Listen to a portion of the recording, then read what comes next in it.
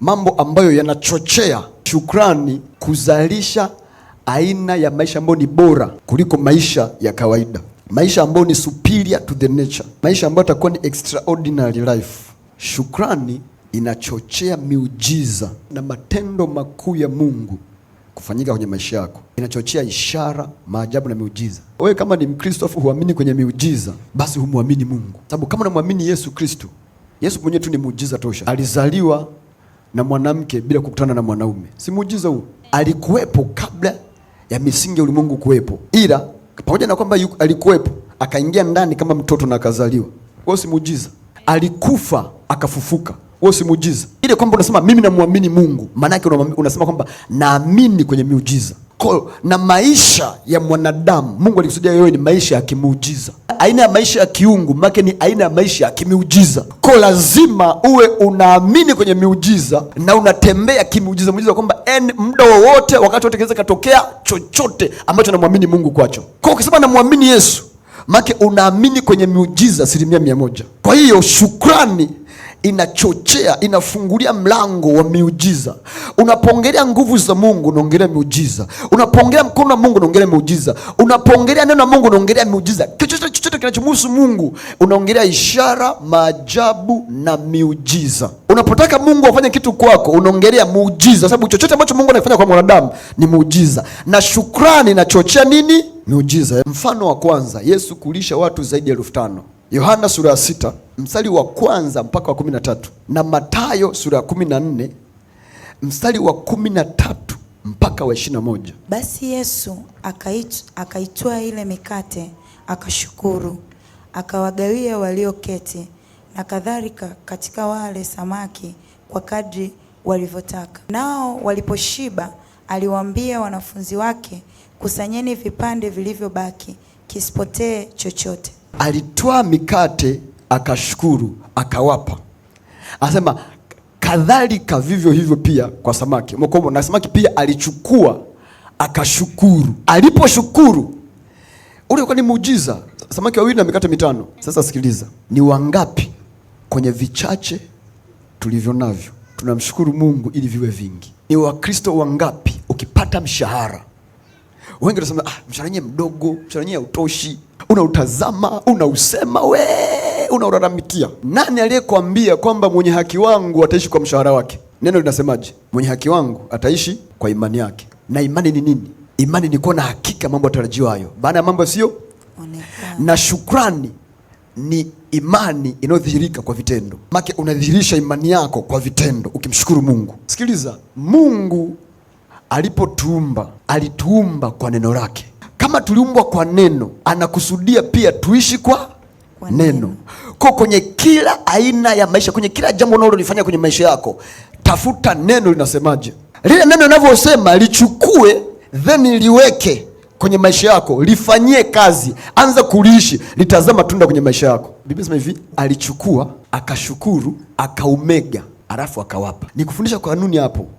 Nikakwambia chochote unachokipata, kwanza mshukuru Mungu kwa kukipata. Kwamba aliumega akala yeye kwanza kabla ya kuwapa wao. Alishukuru, akaumega, akawapa. Basi Yesu akaitwaa ile mikate, akashukuru, akawagawia walioketi, na kadhalika katika wale samaki kwa kadri walivyotaka. Nao waliposhiba, aliwaambia wanafunzi wake, kusanyeni vipande vilivyobaki, kisipotee chochote. Mathayo sura ya 14:19. Akawaagiza makutano waketi katika majani. Akaitwaa ile mikate 5 na wale samaki 2, akatazama juu mbinguni, akabariki, akaimega ile mikate, akawapa wanafunzi wakawapa makutano. Akabariki, akaimega ile mikate, akawapa wanafunzi. Unapopata kitu hata kama ni kidogo, unapopata mshahara wako au pesa yako hata kama ni ndogo, na unapotaka kufanya jambo na hilo jambo halitoshelezi, cha kwanza mshukuru Mungu toka ndani ya moyo wako kabisa, kwa kumaanisha, namwambie Mungu, wala sijisomba na stahili kupata hii pesa, hali kitu sistahili kupata hiki kitu. Yes. Ulikuwa na uwezo wa kumpa mtu mwingine yoyote. Ilikuwa kunawezekana kabisa nikawa sawa na mtu ambaye hajapata hiki kitu.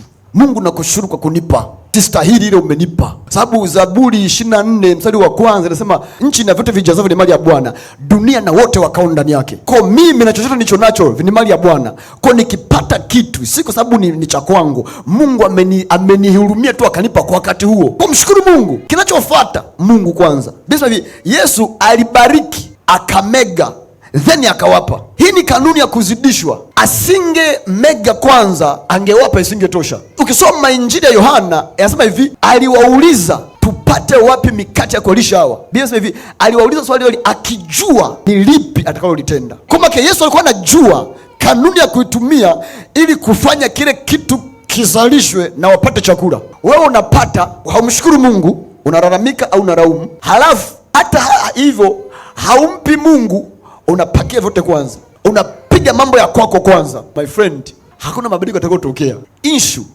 sio unachokipata. Issue sio kile unachokipata. Issue ni kanuni unayoitumia kwenye kile unachokipata. Yesu alikuwa na samaki wawili na mikate 5. Ila kuna watu pale wapo zaidi ya 5,000. 5,000 ni wanaume, bila kwa sababu wanawake, bila kwa sababu na watoto. Alifanyaje? Alibariki, akaumega. Unajua kubariki? Sikiliza, unaposoma haya mambo changanya. Mathayo alisema anabariki, alibariki. Yohana anatuambia alishukuru. Mathayo hakuna neno kushukuru, kuna neno kubariki. Yohana hakuna neno kubariki, kuna neno kushukuru. Maana ni nini? Kubariki, baraka ni nini? Baraka ni nguvu za Mungu zinazoingia kwenye mifumo ya maisha ya mwanadamu ili kuzalisha kile kitu ambacho kinatakiwa kizaliwe kwa mwanadamu. Kwa aliposema kwamba akashukuru, maana ni kushukuru kunafungulia nguvu za Mungu kuingia mahali. Kwa aliposhukuru ni kwamba alibariki, ni kwamba kuna nguvu za Mungu zilishuka zikaingia kwenye samaki wawili na mikate 5, kuzalisha, kuwahakikishia wale 5,000 na zaidi wanakula na vinabaki vikapu 12. Kwa maana unapopata kitu hata kama ni kidogo, unapomshukuru Mungu katika ulimwengu wa roho, ni kwamba unaachilia nguvu za Mungu, unaachilia baraka ya Mungu iingie kwenye kile kitu na kukifanya kitoshe. Ndio maana neno la Mungu linasema mwenye haki wangu ataishi kwa imani yake, sio kwa mshahara wake.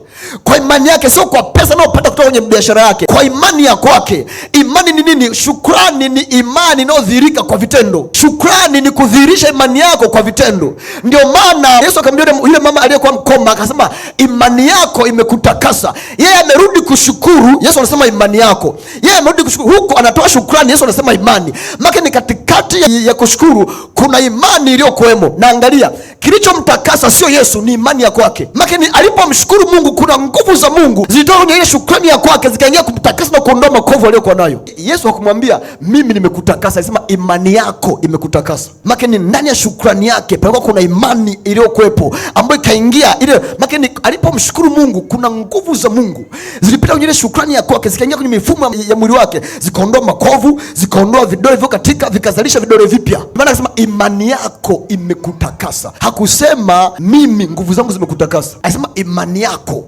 Kwa nini imani yako? Kwa sababu alipomshukuru Mungu alikuwa anaachilia imani yake kwa vitendo, na ikaenda ikaondoa makovu aliyokuwa nayo. Kwa Yesu alipokuwa anashukuru kwenye ile mikate na samaki, alikuwa anaachilia nguvu za Mungu ziingie kwenye wale samaki na kuwazalisha, kiasi kwamba mtu akikata kipande kinakuja kingine ndani yake. Kuanzia leo ukipata kitu, mshukuru Mungu. Baada ya kumshukuru Mungu, weka cha Mungu pembeni. Hapo mwanzo Mungu aliziumba mbingu na nchi. Kwa kwenye maisha yako, hapo mwanzo wa jambo la kwako Mungu, hapo mwanzo wa matumizi ya pesa yako Mungu, hapo mwanzo Mungu aliumba mbingu na nchi. Kwenye uumbaji chochote cha kwako, hapo mwanzo Mungu kwanza. Nchi ilikuwa ukiwa tena utupu na giza liko juu ya vilindi vya maji. Roho akaja akatulia juu ya vilindi.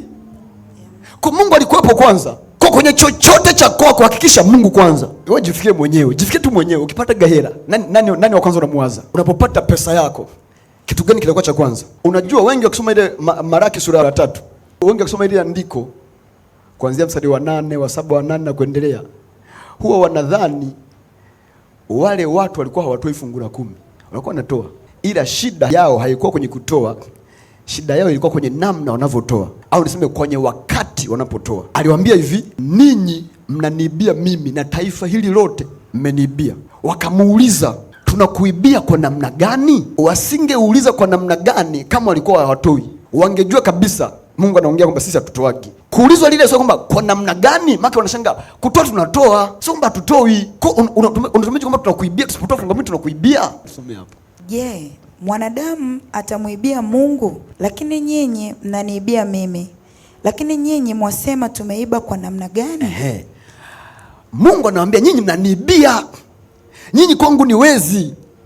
Wanashangaa sisi tunakuibia kwa namna ipi? Kwa hiyo issue haikuwa kwenye kutoa.